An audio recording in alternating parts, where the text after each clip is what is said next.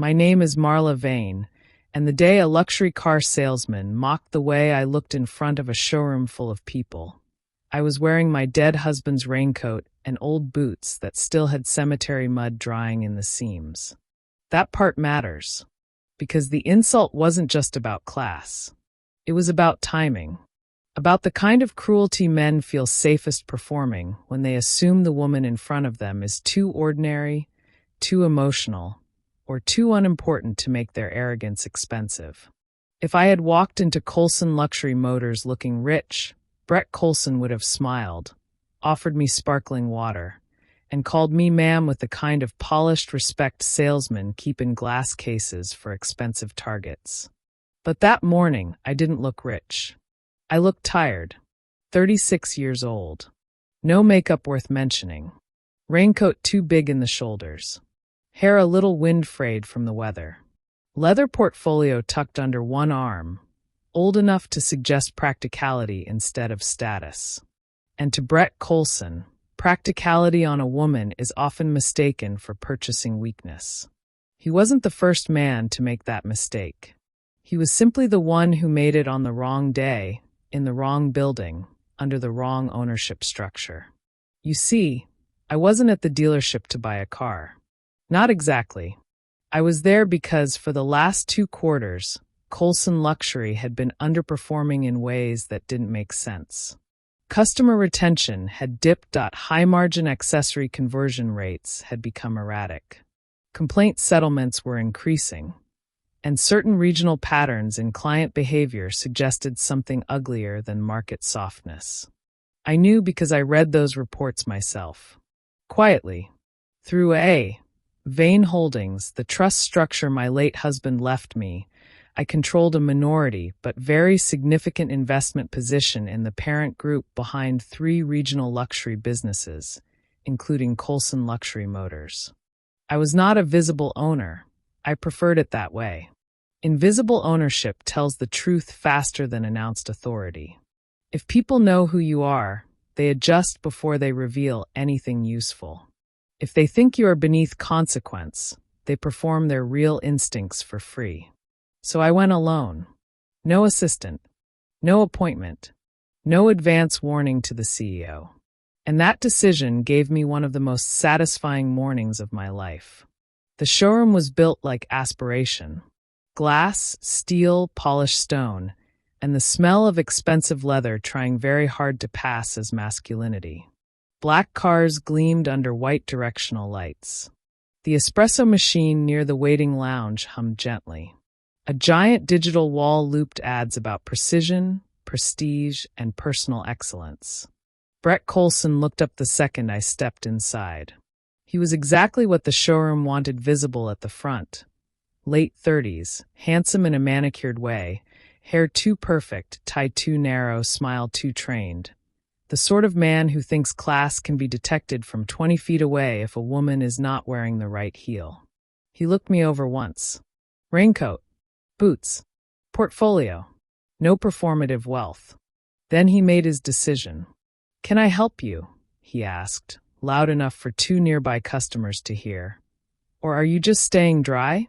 There it was. Public enough to sting. Light enough to deny. Cruel enough to entertain the room without obligating anyone in it to object. I looked at him. "I'm interested in the black Sovereign coupe." He laughed. Actually laughed. "That model starts at $240. I can read the sticker." The 2 customers nearby pretended not to watch. That's another thing about humiliation in luxury spaces. It relies on the audience behaving like wallpaper until it is safe to become spectators. Brett leaned one hand on the hood of the display vehicle and smiled wider. "Then you also know we don't do joyrides." I remember the exact sensation in my chest when he said that. Not anger first. Recognition. Because suddenly the numbers in those reports had a face. This wasn't just one salesman being rude. This was a culture comfortable enough with contempt that it no longer bothered to hide it from the public. I asked him very calmly, "Would you prefer I buy elsewhere?" He gave me a look I've seen before from men who think women arrive in rooms asking for permission instead of service. I'd prefer not to waste my finance team's time. That line turned the room. Not visibly, subtly. One of the customers looked away too quickly. A younger employee near the reception desk went still.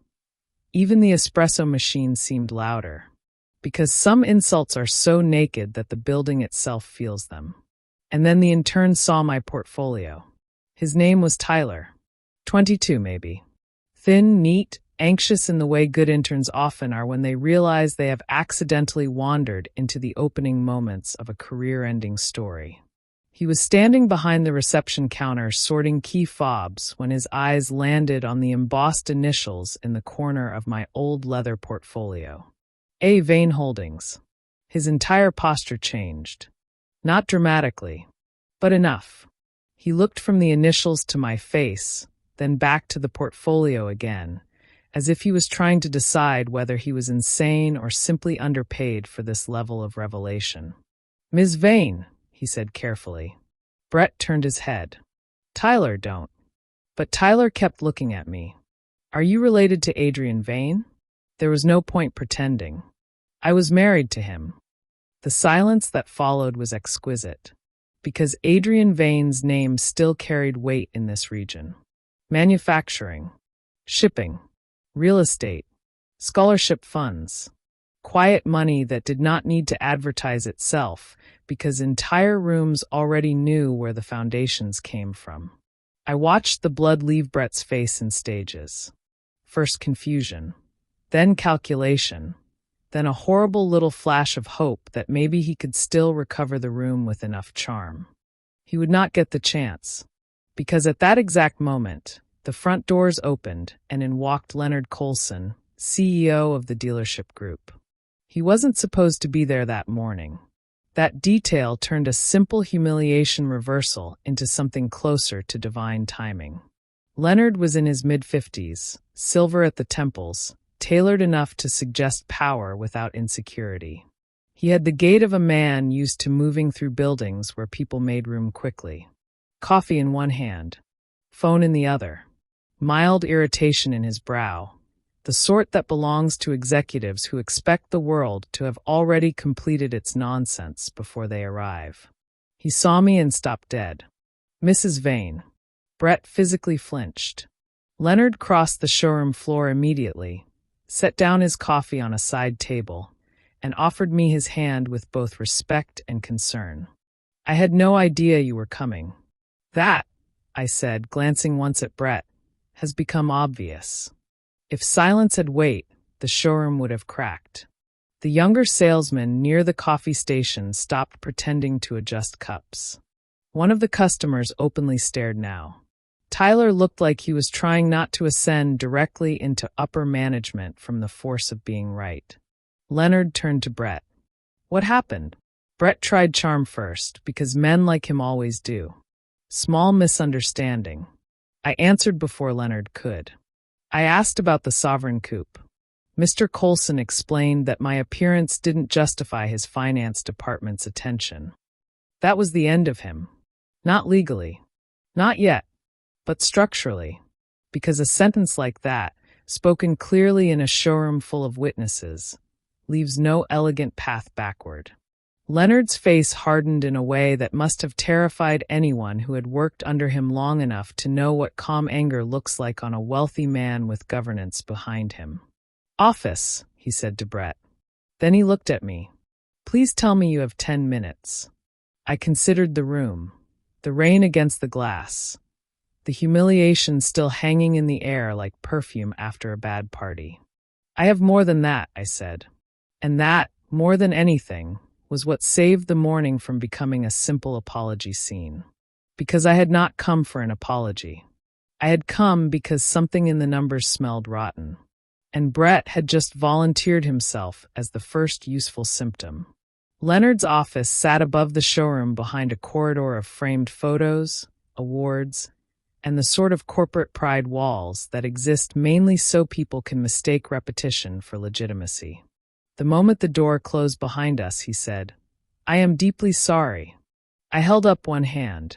I'm less interested in sorry than in whether this is one man or a culture. That made him pause. Good. It meant he knew enough not to insult me with a narrower problem than the one in front of us. He gestured toward the seating area instead of the desk, which I appreciated. Desks are for hierarchy. Sofas are for damage control.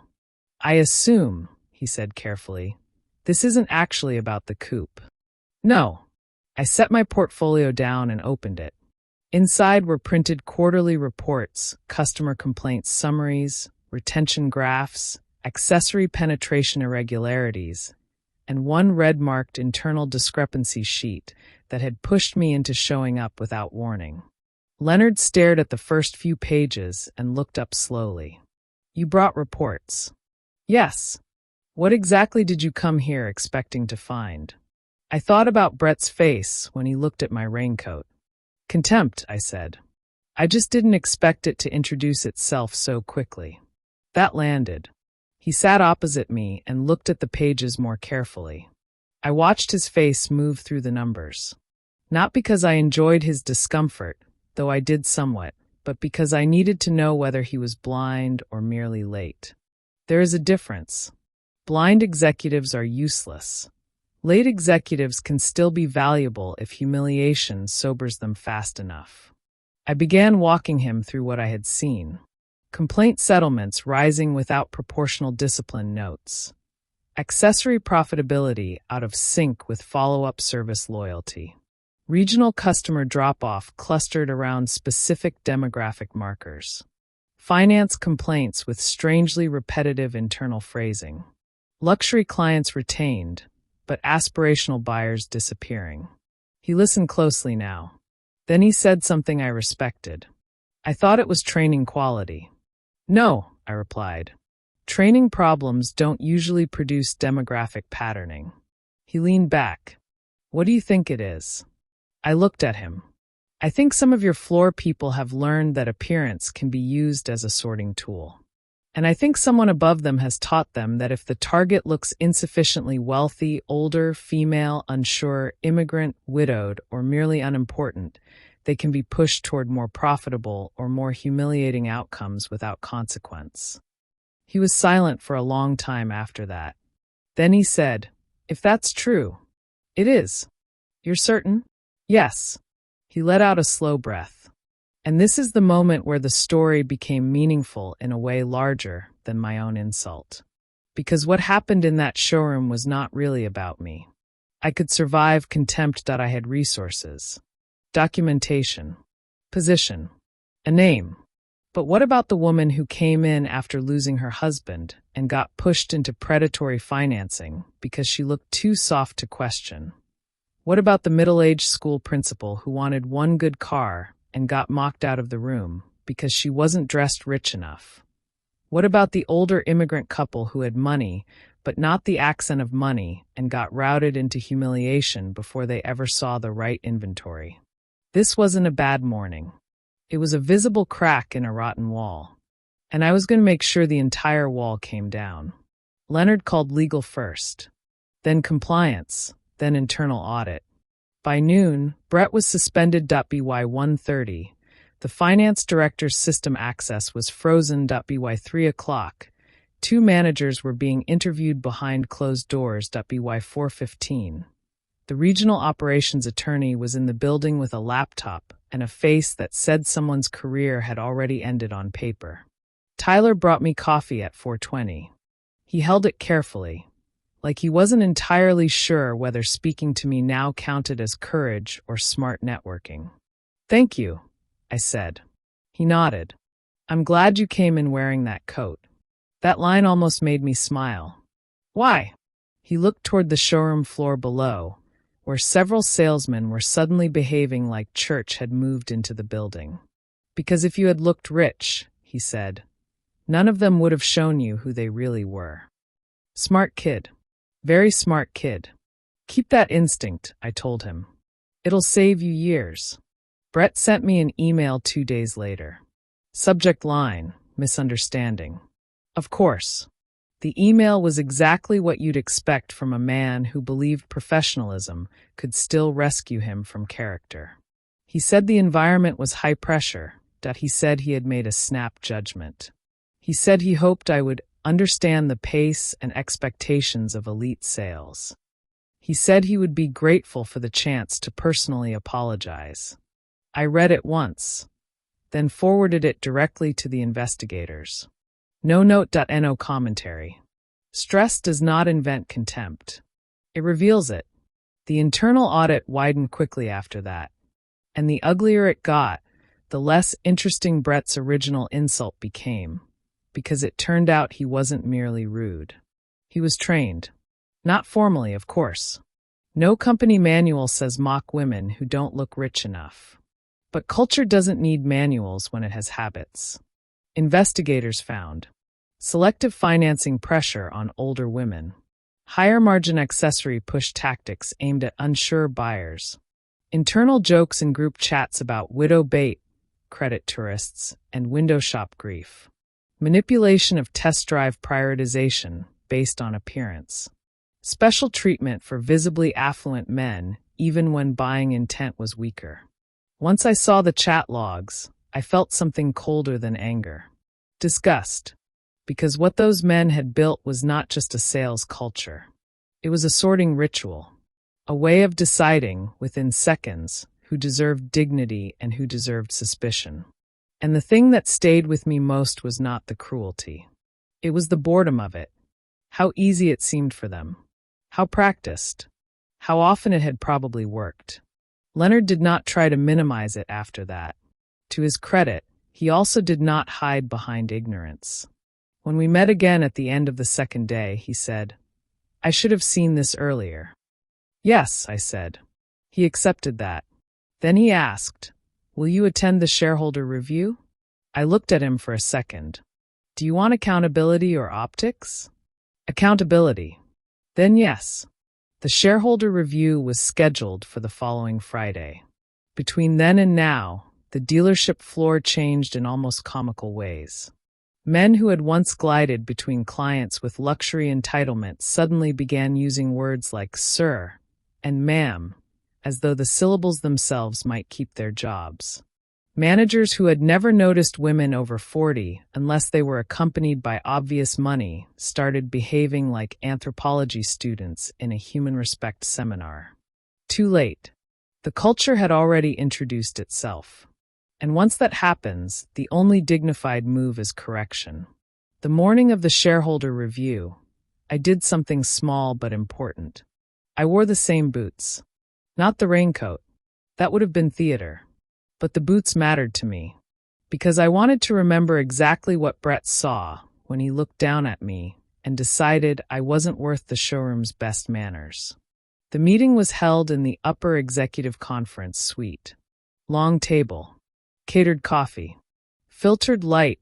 21 people with titles large enough to have assumed they were far away from the little violences carried out under their numbers. Brett was there. So was the finance director. 2 floor managers. Regional legal. Compliance. Leonard at the head. He opened with facts. Complaints. Retention patterns. Chat logs.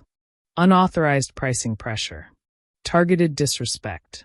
Documentation failures. Recorded witness statements. No euphemisms. Good. Language is often the first accomplice in corporate abuse. The cleaner and more direct it stays, the harder it becomes for men like Brett to wriggle back into ambiguity. When Leonard finished, the room sat in stillness heavy enough to bruise. Then he looked at me. "Mrs. Vane, would you like to address the room?" I stood. This is the part in a lesser story where the heroine delivers a triumphant speech and everyone claps. Real power does not usually clap. It takes notes. I looked around the table slowly. At no point that morning, I said, did Mr. Coulson know who I was. No one moved. That matters more than if he had.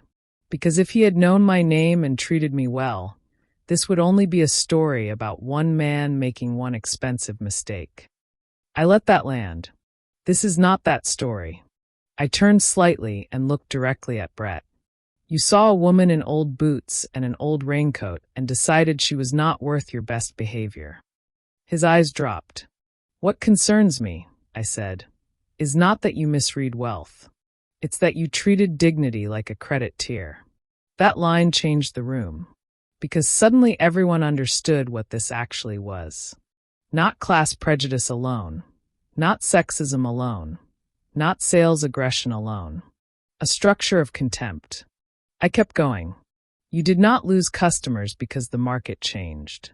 You lost them because too many people in this building confused luxury with cruelty. Silence. Then, more quietly, what you were looking at that morning was not a poorly dressed buyer. What you were looking at was ownership. That was the sentence that broke him. He looked up once. Only once. Long enough for me to see the one thing I had not seen in him until then. Shame. Not enough to redeem him, but enough to make the ending feel complete. Leonard terminated him before the meeting ended.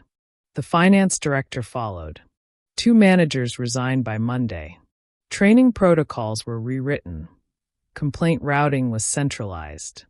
And Tyler, the intern, was retained into a full-time operational review role under someone who actually knew how to recognize intelligence. As for me, I went back to the showroom 2 days later. Not because I needed to, because I wanted closure in the place the insult began. The black Sovereign coupe was still there. This time, the floor manager approached me like a man raised by civilization. "Mrs. Vane," he said carefully, "would you like to see the vehicle?" "Yes," I said. "I would.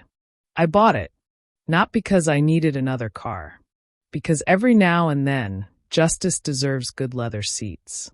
I drove the Sovereign home at sunset. The interior smelled like restraint and money. The city looked different through a windshield after public correction.